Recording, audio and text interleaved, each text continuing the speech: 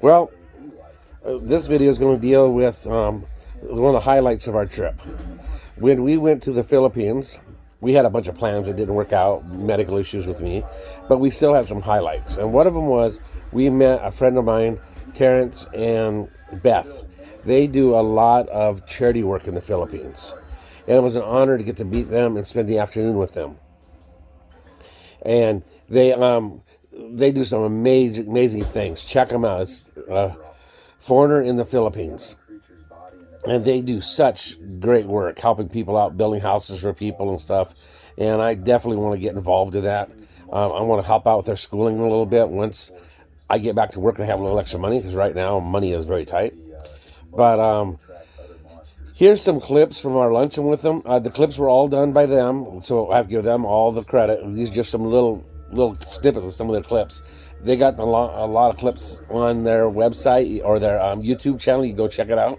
You can see the whole clip. I'm just putting up little clippets. But they are really good people, and if you want to help out, they are two people you can really, I know them personally, you can trust them. They are doing what they say they are doing, and they're good people. So, anyway, hope you enjoy it. Yeah, I just find it upsetting. And I think it was done because they want more control. They want a one world government type idea. Yes. And that's not going to ever happen, because we can't get a governor in the United States to agree on a bridge with the mayor. You know, I can't get my neighbor to agree that how the fence should be between our house. So how are we going to get one government to do this? Well, I'll tell you how. Yeah. Yes, Christian, yeah. Like now, like the thing they're doing working real hard in America now is getting rid of all the guns.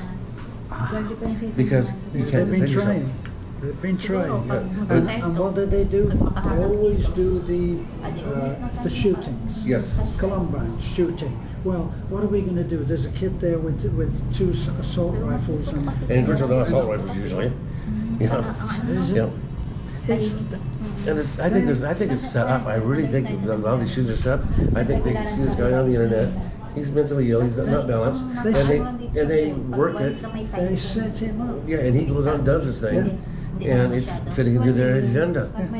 We just got a new bill in Oregon that has been held up by the federal judges now, but you have to take a class, own a gun, and once you get the class done, you go to the police department and get a class. Then you get a permit. The permit's only good for so long, you buy a gun, and you got to redo the class. There's no money put aside for the class. The police were not told what the class had to be, so no police department's going to do it at this point in time. They're not told what to do for it. So basically, no one can put the thing here. You're on vacation too, we're going to hire them to be done. The other thing I've noticed, I came here, a really good meal, 4 of them, less than 1,000 pesos. We paid, at some of these restaurants down in the city, I'm paying 3,000 pesos. I paid over 2,000 pesos for a pizza that we couldn't eat. It was so overly cooked and messy that we threw it in the garbage. So much hard. You know, come on now, you know.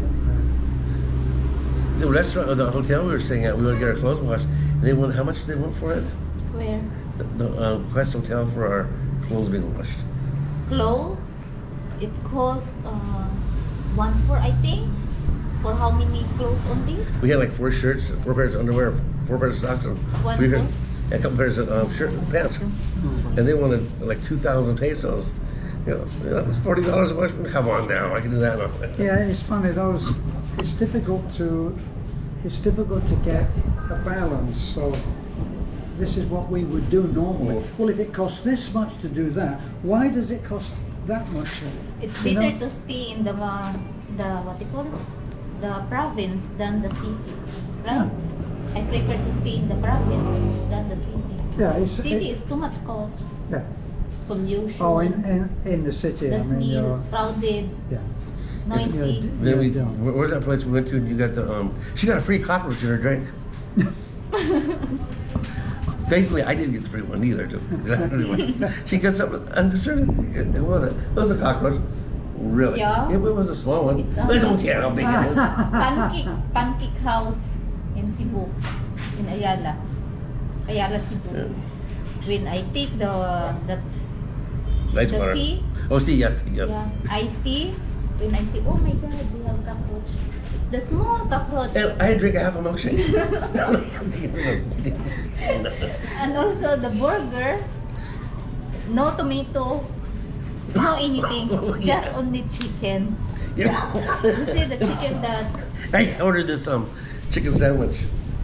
And he comes out and goes, I wanted a hamburger. Well, we don't have any tomatoes right now. Okay, so yeah, no BLT. I wanted BLT. Out of stock. Yeah, so okay. How's the chicken sandwich? You go, oh, it's really good. It had a bun, nothing on it, a piece of chicken, and a bun. I paid 1,200 pesos for this. 400 something. You're lucky. I saw that there was was that on television, on YouTube? That woman who made her living going to the garbage dump of McDonald's and you know, the various fast foods, and pick the food out and you know, kind of restore it and sell that and sell it. I don't believe this is story when it comes to food. We had Anong taon yun? back Yung in nangunguha 90s, ng pagkain sa must have basura been tapos late 70s, niluluto early ulit. 80s. We moved from Montana Parang ano na, to parang Corrales, Oregon. ano na talaga tong In the tawag ito? newspaper from, it was a Mexican food place like Taco Parang sa Time, Manila, Taco nagkilala Close. sa ano They yun? they were closed down from an Sa abnormal malapit sa amount of dog may, food cans in the ano, garbage. garbage Now, what's a normal well? amount of dog food No. cans in the garbage? Makaya pa kakainin yun? Parang hindi If ko there's an alam. abnormal amount, there's got to be a normal amount. Tawag nila yung sari-sari, ano Because yun? you know, I did got a temporary number plate on it because it's a brand new bike. But Beth has a bike and she can't get the registration because it hasn't come through. She can't get the number plate because it hasn't come through. But if you get stopped on the road and it's by the transport office, then apparently they were saying that they would confiscate the bike. A bike that's a week old Yeah. or 3 days old. What can you do? We had something similar to that going on after with COVID. When I bought the SUV, I got a 28-day permit for it. Right. Well, I mailed all the paperwork in the day after I got it, like I was supposed to. Well, I called up to find out what's going on with it because my permits would run out. And they said, well, you can't go down to the DMV because of COVID. You gotta mail it in. Well, it's taking us up to 6 months to get it done. Okay, what do I do with my car? Well, you can mail in for another 28 days. You can have 2 of those. You tell me it's gonna take 6 months and I get 3 months. And this is my daily driver. I sold my other vehicle. Well, you got a choice, sir. You can buy them or you can just drive and see what happens. Drive it and sell it. Well, I started looking out there, and there's all these cars with these expired plates on the back. Yeah. So I stopped at 7-Eleven, and I asked an officer out there, I said, I got a dilemma. And I said, it's a friend. And he laughed and said, okay. Yeah. And I told him, well, he says, we're not paying attention to that stuff right now. He says, I know you can't get in and get anything like that. He says, as long as it's within a fair time, he says, I'm not going to pull you over for it. He said, if you're a year down the road, yeah, I'm going to. Yeah. But if you're within 5 or 6 months, I know it's going to take that long.